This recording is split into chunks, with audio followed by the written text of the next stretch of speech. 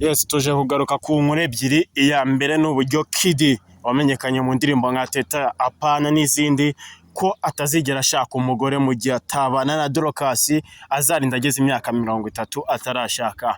Inkuru ya kabiri tuza kugarukaho ni inkuru ya YouTube, uburyo tutazongera kuba monetize cyangwa se kuba monetized kwa playing monetized utujuje amasaha 8,000 2027. Impamvu ni izihe? Reka byose tubive imuzi n'umuzingo kugira ngo tubirambure.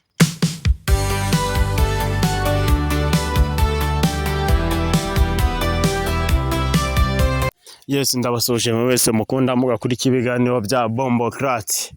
Nyir'ubugingo nagumye kubaha amahirwe yo kugumya guhumeka umwuka w'abazima. Nje muri showbiz nje kunyongera kugira ngo nyuzemo itara cyangwa se nyuzemo itoroshi kiremo vandaratira ahantu hashyushye kugira ngo temperature ibize kuba iri mwayen. Ndahera ku nkuru ya mbere.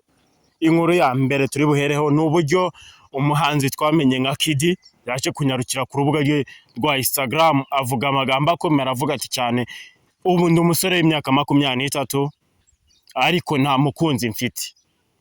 Mu gihe nadashakanye na Dorcas natazigera ndongora ukundi paka ngeze imyaka 30. Ibi bintu benshi bagumye kubyibazaho, bagumye kuvuga ati se uno muhanzi ni iki kimumara ubwoba. Ndagira ngo dutekereza kenshi bundi umugabo mu gushaka aba yumva yashaka umusore cyangwa se yashaka umugore cyangwa umugabo cyangwa umugore ubona uzamugira akamaro mu gihe bakomeje nyurugendo paka bapfuye. Nta muntu ushaka iyo wiyemeje gushaka ubushatsi uvuga ati uyu ni we wanjye ubuziraherezo. None nkibaza impamvu yatumye Kid Dorcas turamuzi neza, ni umukobwa mwiza indangagaciro usenga, kandi burya kimwe mu bintu bikurura abagabo kubusenga wubaha Imana ndetse nawe ubwawe wiyubaha uri umukobwa w'indangagaciro nta gasuzuguro kurimo. Nyuma yo kureba Kid, umuntu wese wumva yabana nawe yaje gusanga no mukobwa bita Dorcas. Ndagira ngo yenda tunyuzemo itoroshi. Dorcas nta kintu yabivuzeho, nta comment naki.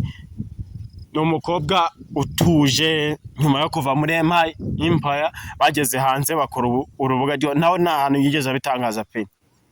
Ahubwo bisora indirimbo bameze neza, bigira Canada, bari gukora ibitaramo bigiye bitandukanye biri kugenda bigera mu Burayi bwose. Ariko se icyo kwibaza cyangwa se icyo gutekerezaho, uno musore wacu Kid biraza gushoboka yuko ari buze kubana n'umukobwa wacu w'indangagaciro nzima umeze neza. Ewana buri mugabo wese yakifuza kugira umugore. Ibyo sibyo nje gutindaho gusa, ariko ndagira ngo akenshi tugendera no kubindi. Kuba uri umusari bidred uririmba noneho indirimbo z'akahebwe niko tuzita, undi mukobwa aririmba indirimbo z'Imana. Just byibaze, ese uwo mukobwa ari yakemera gushaka cyangwa se gushyingiranywa n'umugabo ukora indirimbo z'akahebwe iki bitari mu murongo w'Imana cyangwa se atari mu murongo w'Imana? Se waba uri umukristo ukagenda ugashaka umugore cyangwa se ugashaka umugabo utari umukristo? We munyurabwenge zawe nyine uko ubyumva, uko ubibona, wemera ko byabaho cyangwa se niza joke zacu nk'abanyamakuru abasitari kumva yuko dushaka gutwika n'iki byose? Ariko nubwo navugira Dorcas nta kintu yaje kuba bivugaho.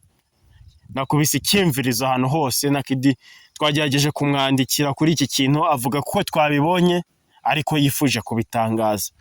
Yenda ngo nihagira ikindi kintu kiba, nibwo butumwa Kid yampaye, nihagira ikindi kintu kiba nacyo bazagitangaza. Ariko ubu nta kibazo, nta gisubizo cyo kunsubiza ibibazo ndi kumubaza. Ariko ndagira ngo nkatwe turi bakuru turatekereza, dufite byinshi byo kwibaza. Ese koko umusore wacu araza gushyingiranwa cyangwa se Dorcas azemera gushyingirwa n'umugabo w'umusari mu bintu bijyanye n'akahebwe, mu ndirimbo zitari zo kuramya no guhimbaza Imana?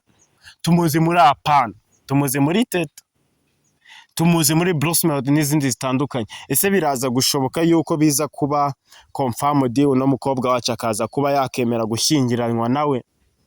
Nibyo kwibaza, ni ibintu tugumye kwibaza turi benshi kugira ngo wumve ase nkawe nanone ukurikira showbiz ufite icyo wabivuga, wemera yuko cyangwa se wemeranya n'uno muhanzi ko Dorcas ashobora kwemera bakaza kuba babana? Simbizi wowe kubyumva, uraza kugerageza kubyandika muri comment kugira ngo tuze kugenda dusangira ingingo. Inkuru ya kabiri nifuje ko tugarukaho ni uburyo YouTube imaze gutanga impuruza cyangwa se imenyekanisha notification ivuga yuko niba uri umu YouTubers guhera uno mwaka cyangwa se mu gihe bundi gutangira kwa YouTube yatangiye kuba waba monetize n'ibiki byose, ntago yashyiragaho kuvuga ngo uruzuza imba ukora ibiganiro birambuye ugomba kuzuza watch time y'ibihumbi 4. Ntago ibyo byahoze, ariko uko YouTube igenda ikura niko igenda irushaho gukaza uburyo tugenda tuyikurikira cyangwa se mu buryo bwo kugenda twongeramo imbaraga kugira ngo tube twaka-applying icyo bita monetize. Ubundi monetize iyo nyivuze mbere twaya-applyingaga mu buryo bubiri. Yes, abakora short video, video butarengeje umunota 2, butarengeje iminota 2, ubundi baheraga kuri miliyoni 3 za views mu minsi 90, ubwo n'amezi 3 ukaba uka-applyinga monetize ukayihabwa. N'abakora inkuru, amafilimi, video, ubucontent creator n'ibiki bitandukanye urengeje cyangwa se ukora ibiganiro binini, video nini, wagombaga kuba wujuje watch time ibihumbi 4 kugira ngo ubashe kuba wahemberwa buri views yawe. Ariko ubu itanze impuruza ivuga ati mu mwaka wa 2027 guhera ku itariki ya mbere ukwezi kwa mbere, niba utujuje ibihombo 8 bya watch time, urumva bakoze icyo bita bakubye kabiri. Niba utabyujuje ntabwo uzongera kwa applyinga monetize ku bantu bakora video nini, nyine za video nini zo amafilm, life story, inkuru nyine zirengeje ya minota 2 kuzamura bitakiri short, byamaze kuba video. Aho YouTube yamaze kuvuga yuko ugomba kuba wujuje ibihumbi 8 bya watch time bro. Twege dukorana no content zitaratangira kugoyinga viral cyane kugira ngo uzuze ibyo 8 mu gihe cy'umwaka umwe, biragoye. Nanone itanga impuruza ya kabiri ivuga ati ba bantu bakora inkuru ntoya, bushoti, boki, ko bagomba kuba bujuje ibi bintu bikurikira. Bagomba kuba bujuje mu minsi 90 bafite views miliyoni 20. Urumva ko YouTube noneho yamaze kubona yuko ashobora kuba harimo akagabura cyangwa se harimo amafaranga yiti dutumbagiza. Ubundi nyine kugira ngo icyo twita monetize ni ukuba waya-applyinga wujuje ibyo bisabwa, noneho ukazaza uhembwa amafaranga ya buri views yinjiye, buri views, ama-comment, ama-like, ama-share, nyine bakabihuza bakajya baguha amafaranga. Nicyo twita monetize. Ubu ngubu mu gihe utaraba, mu gihe wujuje n'abasabi 1000, yes, ugomba ku-applyinga wujuje abasabi 1000. Mu gihe rero utarabigeraho, kurumva kugira ngo ubigereho biragoye, ariko YouTube yamaze kwerekana yuko nyamara ku isheni yayo ariho hantu hariho amafaranga, nyamara abantu bose bashobora kwirukiramo, sibyo? Imba byari 2000 ikabikuba kabiri, kandi 2000 ngira ngo kubibona n'iki byose byabaga ari ibintu bibabaje biteye ubwoba, cyangwa se kugira ngo bibone bisaba kuba waragoyenze viral, ukunzwe, ibintu byawe byose bagerageza kugira kubiha agaciro. Ni bimwe mu bintu biri kugenda bisaza aba content creator, cyangwa se tubitekerezaho twibaza biraza gucura iki. Ese no mwaka nurangira tutarabona cyangwa se abataruzuza bya bihumbi 4 ngo babone monetize, bizagenda bite kugira ngo 2027 noneho bazabe babazamuye mu gihe cy'umwaka umwe? Imba warabuze amasaha 2000 mu gihe cy'umwaka umwe, mu gihe